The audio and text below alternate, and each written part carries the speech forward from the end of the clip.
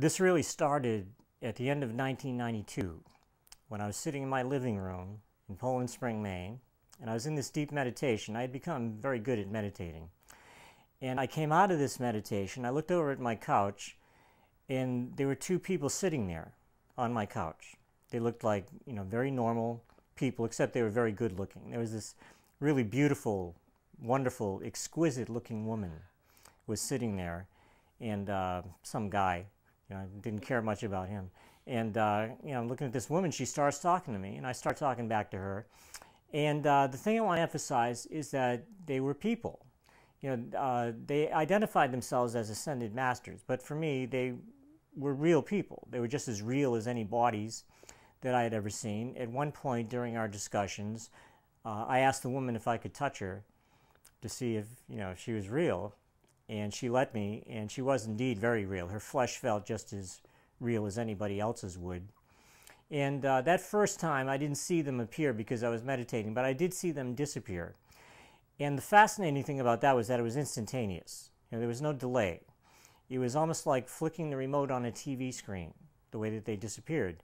And then I saw them appear the second time. They said they'd be back in a week. I didn't know if I totally believed them at first or not. But they did come back in a week. And when they appeared, once again, it was instantaneous. There was no delay about it, no ceremonies, no glowing colors. They appeared as people. And I think the reason that they appeared as people was because they wanted the conversations that we had to be human. They wanted them to be the kinds of things that people could relate to. The kinds of things that people could sink their teeth into. Everyday conversations. Rather than being channeled or biblical or scholarly, what they were just very real. And the conversations were very real. There's a lot of humor in the book. There's a lot of funny stuff. I gave them my, kind of like smart-ass humor. And they gave it right back to me at times. They didn't hold anything back. They were very blunt about what they were teaching. And part of what they were teaching, certainly, was that 2,000 years ago, the woman in another incarnation was St. Thomas. And the guy, whose name was Arden, he said that 2,000 years ago, he was Thaddeus. So they were both original disciples of Jesus 2,000 years ago. And the woman, Persa, who identified herself as St. Thomas, was the author of the now famous Gospel of Thomas, which was rediscovered in 1945 in Egypt. It had disappeared from the face of the earth for 1,500 years. The church actually managed to destroy it and wipe it out, but somebody buried a copy of it in Egypt, and it was dug up, in 1945. And Persa, as the author of the Gospel of St. Thomas, in that she wrote down what was in it, pointed out that it was a sayings gospel. The very first gospels that were written were sayings gospels. They were simply listings of things that Jesus said. And you didn't get all these stories in the New Testament until much later than that. People don't realize that the first gospels had no stories. And then maybe 20 years, 30 years after that, you had the writings of the Apostle Paul, which is really the basis of Christianity. And then it was even later than that that you had some of these gospels that we see in the New Testament start to show up. And what my teachers wanted to do was set the record straight.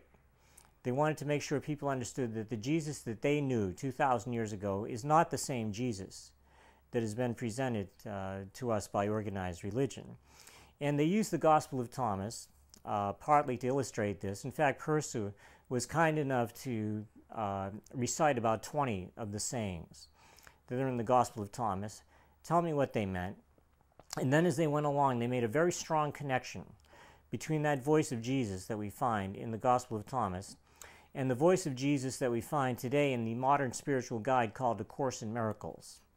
So for them, that voice that was in the Gospel of Thomas 2,000 years ago is the same voice that we have today in A Course in Miracles. And they took a lot of time. They visited me 17 times over a period of 9 years. We talked about all kinds of interesting subjects, money, politics, sex, all kinds of fun things. They made predictions about the future.